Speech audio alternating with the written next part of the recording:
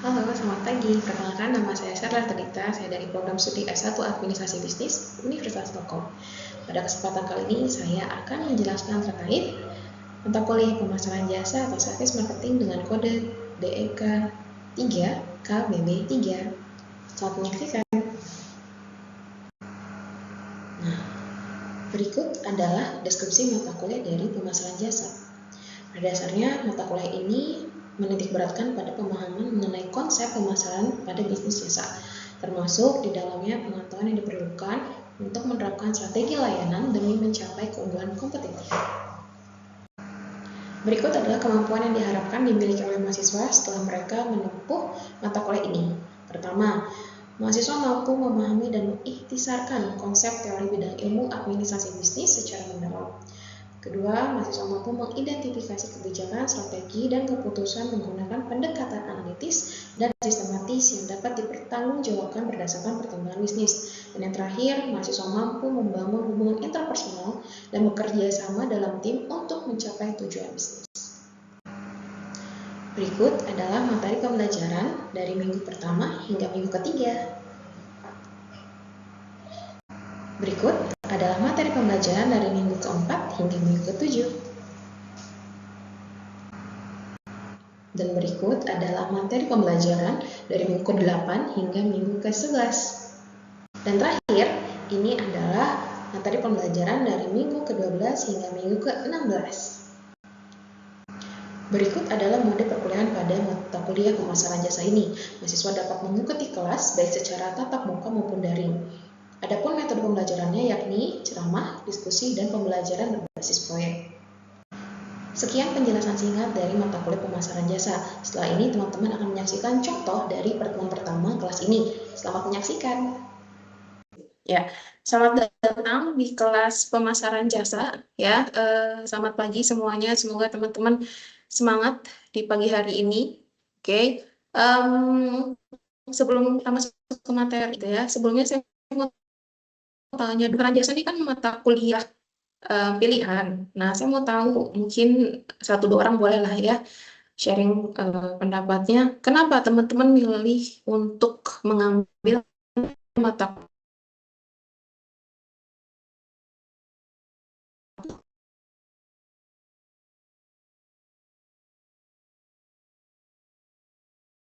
kuliah biasa ya?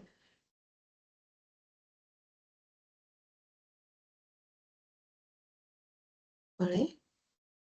Ada yang mau coba sharing kenapa gitu? Pilihnya pemasaran jasa, siapapun?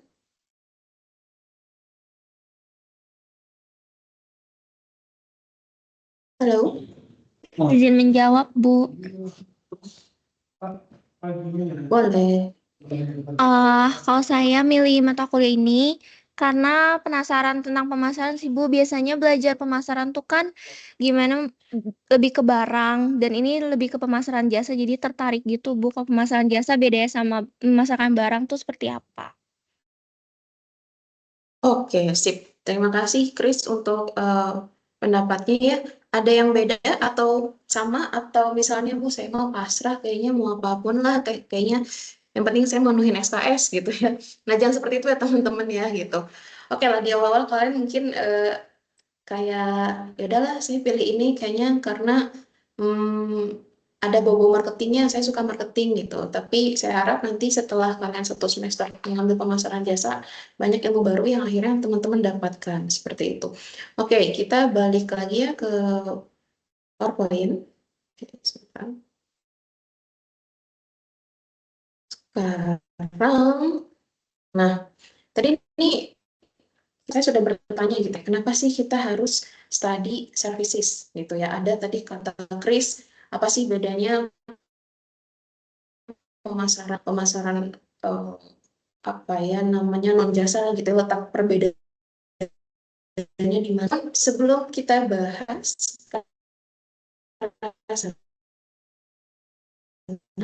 ya, selama satu semester ini teman-teman akan belajar tentang apa saja sih gitu ya, 16 pertemuan banyak sekali gitu ya. Apa saja yang akan dipelajari? Kita akan pindah dulu ke LMS ya. Jadi sebentar lagi proses pindah. Nanti teman-teman bisa lihat di LMS masing-masing. Oke. Nah, semua materi sebenarnya sudah saya masukkan di LMS pemasaran jasa ini, gitu ya. Pemasaran jasa jumlah SPS-nya ada 3 SPS.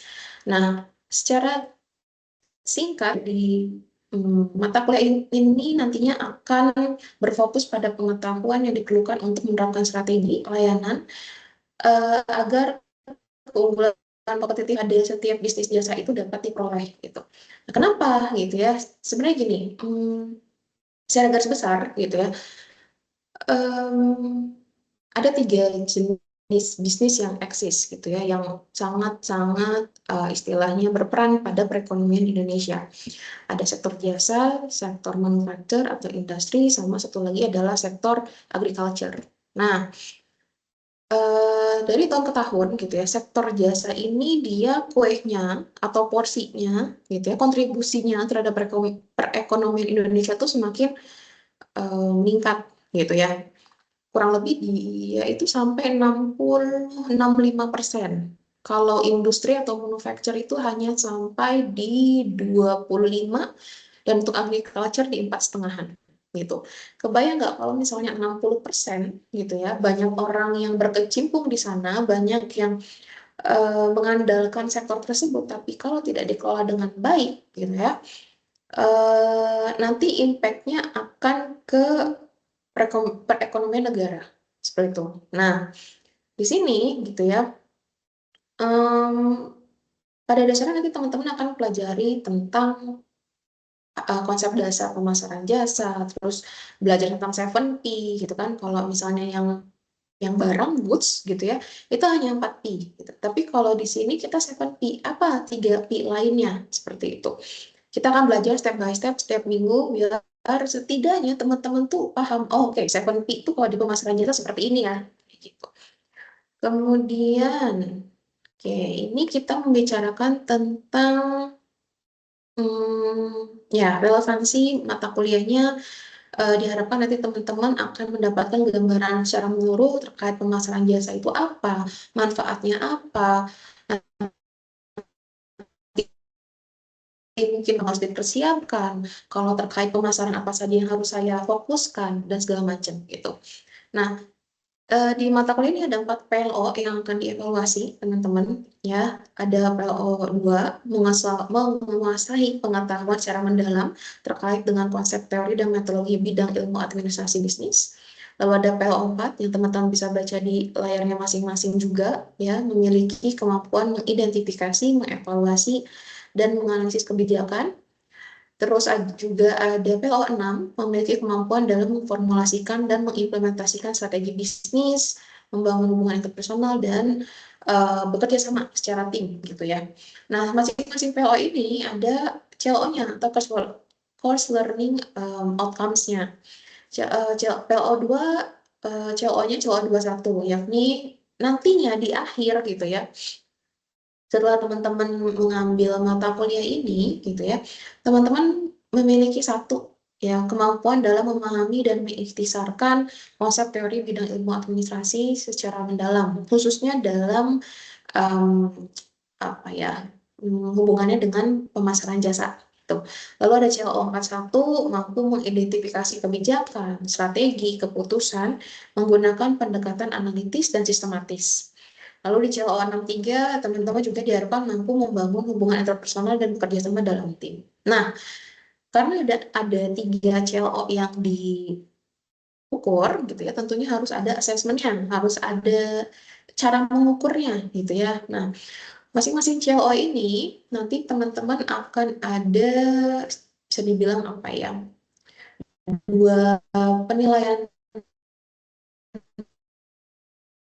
Yang pertama bentuknya quiz, dan yang kedua bentuknya yakni assessment atau tugas besar. Seperti itu. Jadi nanti di CLO 21 itu ada quiz CLO 21, lalu ada assessment CLO 41 dan CLO 63 gitu ya. Nah,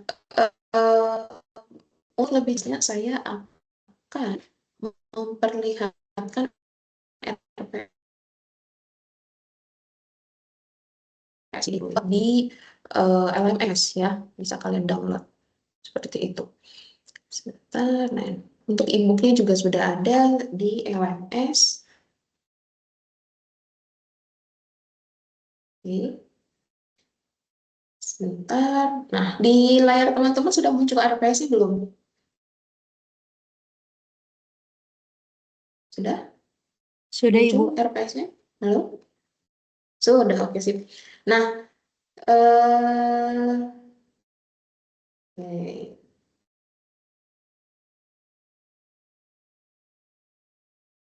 Nah, ini tadi CLO yang saya bahas ya teman-teman. Kemudian, nah ini kuis sama asesmennya gitu. Nanti setiap CLO ada kuisnya dan ada tugas besarnya atau asesmennya gitu ya. Jadi untuk CLO 21 itu materinya akan saya berikan dari minggu pertama sampai minggu ketiga. Nanti minggu keempat itu tugas besar atau asesmen 1 ya, bentuknya esai. Kemudian nanti CLO 4 1 gitu ya, materinya akan saya berikan dari pertemuan 5 sampai 8 ya, yang sebelah sini. Kemudian nanti tugas besarnya atau asesmennya itu ada di minggu ke-9. Kemudian untuk CLO 63, kuisnya itu ada di pertemuan 10 sampai 15, nanti tugas besarnya di minggu ke-16 gitu. Sip. Oke, teman-teman, di minggu pertama ini kita akan belajar terkait creating value in the service economy gitu ya.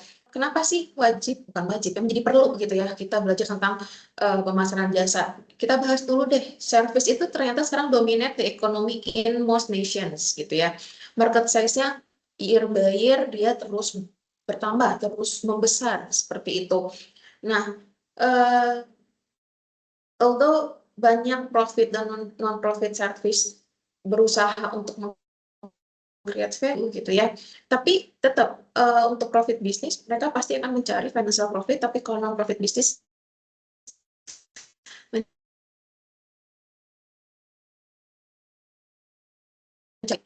gimana sih caranya seperti itu.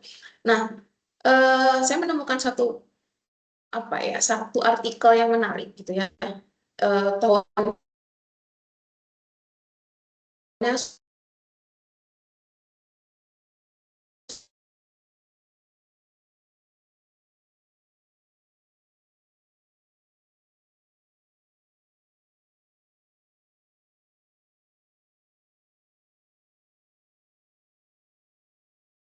sudah untuk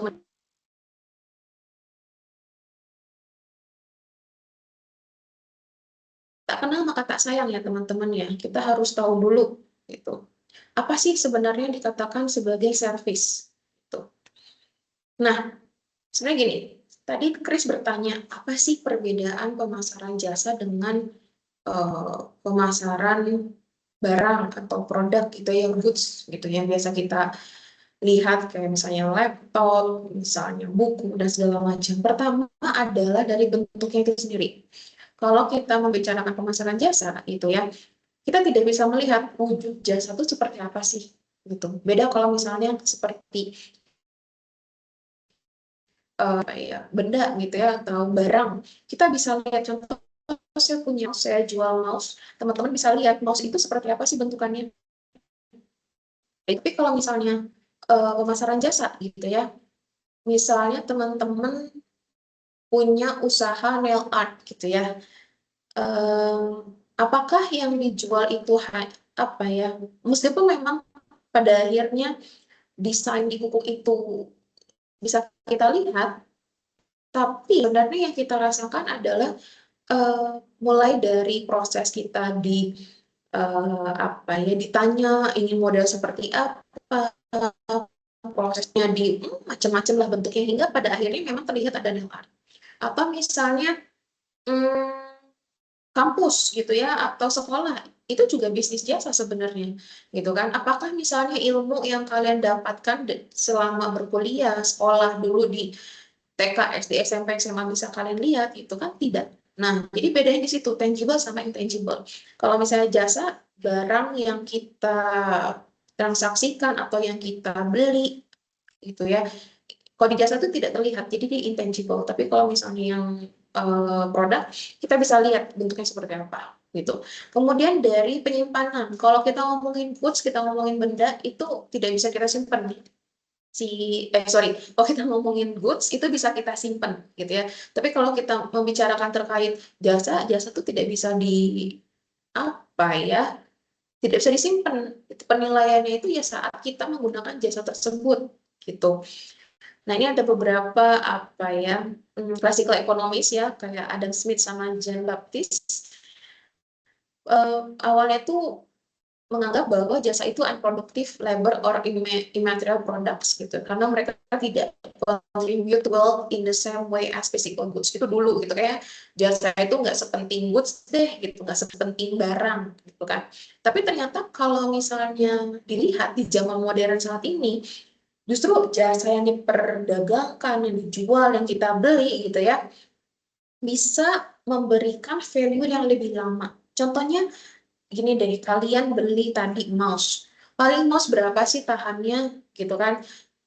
Setahun, 2 tahun gitu. Tapi kalau kalian tadi misalnya ke kampus, belajar sungguh-sungguh, dapat ilmu gitu ya.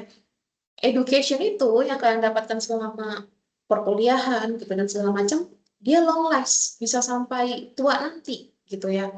Terus apa ya, di saat modern ini juga gitu ya, production sama consumption dari bisnis jasa itu tuh bisa terpisah gitu ya. Jadi itulah beberapa perbedaan antara jasa dan produk gitu. Nah, jadi apa sih jasa itu gitu ya? Service are economic activities offered by one party to another gitu ya. Oftentimes, performance bring about desired result to recipient, object, or other asset for which purchaser have responsibility. Intinya gini, semua rangkumannya ya. Pertama, jasa itu kita mostly nggak bisa kita rasakan gitu. Sorry, nggak bisa kita lihat, tapi bisa kita rasakan. Kecuali kalau bentuknya itu kayak restoran. Restoran itu termasuknya masih ke bisnis jasa, teman-teman. Kayak misalnya kalian ke misalnya ke salah satu fast food gitu ya, yang menjual ayam gitu. Yang kalian beli itu memang ayam gitu kan, memang makanan, memang minuman, tapi kalian juga melakukan penilaian mulai dari kalian memesan, mengantri, mulai bayar dan segala macam gitu. Jadi di jasa itu lebih kayak menilai pengalamannya seperti apa sih gitu. Dan penilaian itu hanya bisa dilakukan di hari H kayak gitu. Makanya kalau kita membicarakan pemasaran jasa, kita harus bisa pinter-pinter mendesain jasa yang kita jual itu apa ya istilahnya ya, sejelas mungkin, karena tadi fisiknya tuh nggak ada. Contoh kalian punya bisnis spa gitu ya. Spa itu kalau teman-teman lihat di iklan-iklan, pasti yang dipertontonkan adalah bagaimana keahlian terapisnya, bagaimana situasi ketika dipijat, dan segala macam. Bayangkan kalau misalnya tidak bisa digambarkan, kemungkinan kita nggak bisa tuh apa ya, membayangkan memang pijat di sana seperti apa sih rasanya kayak gitu. Memang makanya dibandingkan produk atau dibandingkan bentuknya barang gitu ya, jasa itu lebih sulit untuk bisa kita pasarkan karena eh, tadi tidak ada bentuk tangible-nya seperti itu. Oke, ini for both categories of service, a process perspective ya, ada 4 jenis. Oke, saya akan jelaskan secara singkat ya 4 kotak ini gitu ya. Jadi kalau dilihat dari siapa sih yang menerima atau dikenakan jasa tersebut, ada 2. Ada people sama ada possession. People itu berarti kita nih sebagai individu, kita yang dikenakan si jasa tersebut. Tapi kalau possession itu berarti yang kita punya yang dikenakan jasa tersebut.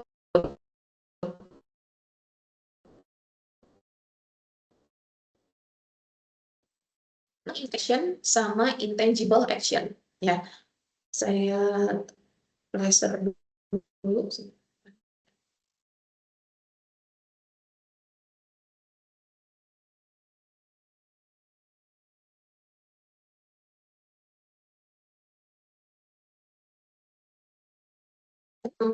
manusia yang dikenakan itu ke tubuhnya gitu. Atau kalau dikenakannya ke position yang kita punya, berarti position itu tuh harus sesuatu yang bisa kita pegang, yang bisa kita lihat kayak gitu. Tapi kalau yang intangible action yang ini eh, apa ya, bentuk act-nya itu kalau di diri kita sebagai manusia lebih ke pikiran, ke mental.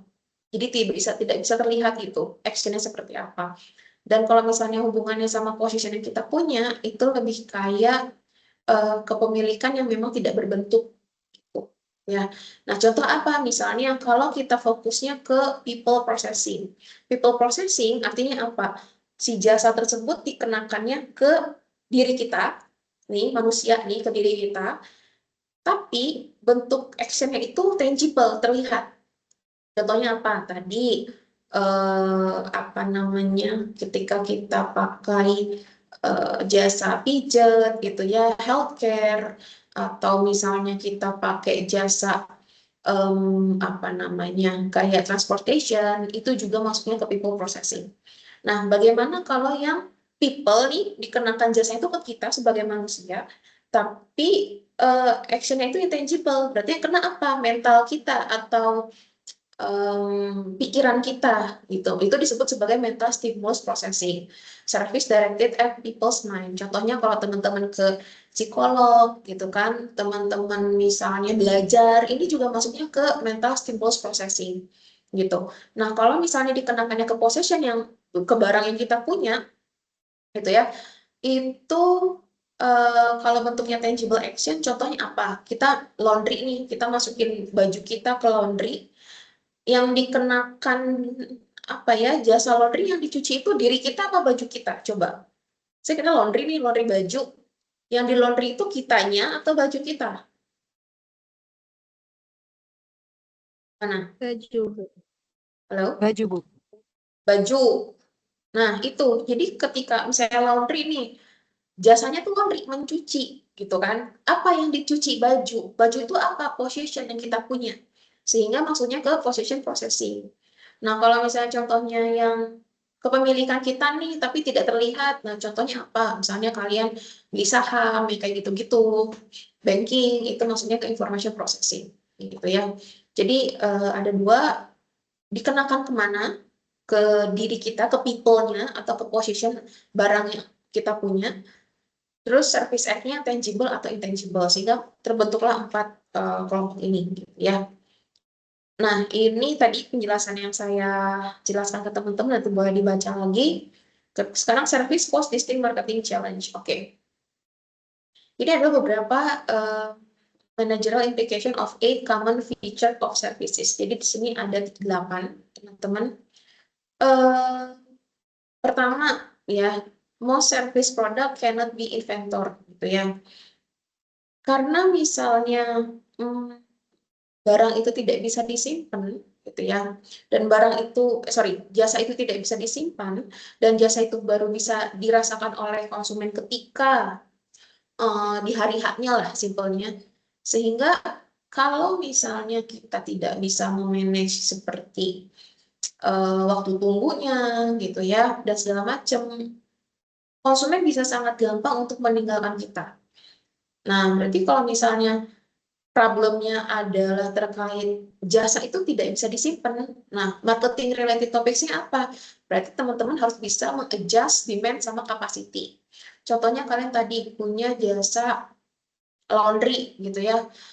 Kalian tidak mau hilang satu konsumen pun. Berarti teman-teman harus bisa ngatur nih. Oke, dalam satu hari saya harus bisa nge-laundry berapa apa ya, pieces baju atau berapa pesanan gitu ya, sehingga nanti kalau misalnya ada yang datang nggak saya tolak nih gitu dan segala macam. Kemudian ada beberapa lainnya seperti intangible element, usually dominate value creation, ada service are often difficult to visualize and understand. Ini nih yang nomor 3, service are often difficult to visualize and understand gitu ya. Kayak tadi, kalau misalnya saya mau beli mouse ya terlihat jelas seperti ini mouse-nya. Tapi kalau misalnya kalian punya bisnis travel agency gitu ya, tourism, ngajak kemana apa segala macam, apakah orang-orang akan langsung tahu, oh iya kalau ikut apa ya travel agency-nya A, nanti saya akan dapat A, B, C. Nggak bisa teman-teman gitu. Karena tadi yang dijual adalah pengalaman, yang dijual adalah mungkin gimana caranya si pendamping nemenin kalian selama jalan-jalan dan segala macam. Nah, oleh sebab itu makanya marketing related topiknya adalah eh, bagaimana cara kita memvisualisasikan pengalaman tersebut. Contoh misalnya kalau kalian lihat kayak travel agency gitu di media sosialnya tuh suka ada misalnya kayak dokumentasi selama menggunakan jasa mereka seperti apa dan segala macam gitu. Jadi nanti teman-teman bisa lihat sendiri dibaca ulang gitu ya. Diferensiasinya apa sih ya atau challenge-nya apa sih di service jasa dan apa implikasinya dan apa marketing related topiknya seperti itu. Kemudian kita next ya.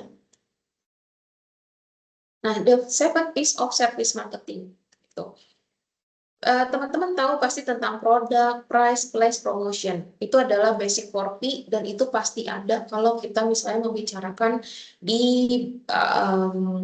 barang bentuknya apa ya, sorry, bisnisnya berupa barang gitu ya, goods gitu. Tapi kalau misalnya di service marketing ada 3 P tambahan gitu. Pertama adalah proses, ya. Yang kedua physical environment dan yang ketiga adalah people, gitu ya. Proses itu singkatnya lebih kayak bagaimana jasa itu di-delivery sehingga bisa sampai ke kita, gitu. Karena terkait misalnya kita sudah mendesain, misalnya gini, terapisnya tuh pinter di tempat pijat ya, misalnya spa gitu. Ya kemampuan pijatnya oke, punya apa segala macem. Tapi ketika misalnya dia melayani apa kita sebagai konsumen, wajahnya ketus, apa segala macam itu juga nggak oke. Atau misalnya tadi selama proses pemesanan gitu atau booking lama, nggak responsif. Nah itu yang harus diperhatikan. Kemudian atau misalnya eh, apa ya tempat ngantrinya itu tidak tidak nyaman gitu. Atau misalnya cara klaim apa ya cara klaim after salesnya atau apanya itu dipersulit. Nah kayak gitu tuh proses teman-teman. Kalau physical environment lebih kayak environment di mana si service dan kita sebagai individu itu bertemu gitu. Contohnya misalnya kalau di tempat spa berarti kita yang harus diperhatikan adalah gimana ambience-nya, bagaimana suasananya, ada musiknya nggak, ada aroma tertentu nggak, lampunya terang atau gelap seperti itu. Gampangnya people tadi lebih kayak bagaimana misalnya skill skill juga masuk ke people, ke pemahaman gitu ya. Misalnya kalian punya staff nih di bagian front desk-nya gitu. Tapi ketika konsumen nanya, dia tidak paham apa yang dijual, itu jadi nilai minus gitu. Nah, 3 hal ini adalah hal yang sangat perlu diperhatikan gitu ketika nanti teman-teman menjual jasa seperti itu. Oke, itu semua materi hari ini. Sebelum saya tutup, mungkin teman-teman ada pertanyaan, silakan. Baik, kalau misalnya tidak ada pertanyaan lagi, saya cukupkan pertemuan hari ini. Terima kasih untuk semuanya. Saya stop sharing. Saya tutup. Wassalamualaikum warahmatullahi wabarakatuh. Waalaikumsalam. Waalaikumsalam Terima warahmatullahi kasih, Ibu. wabarakatuh. Terima kasih, Oke, Bu. sip.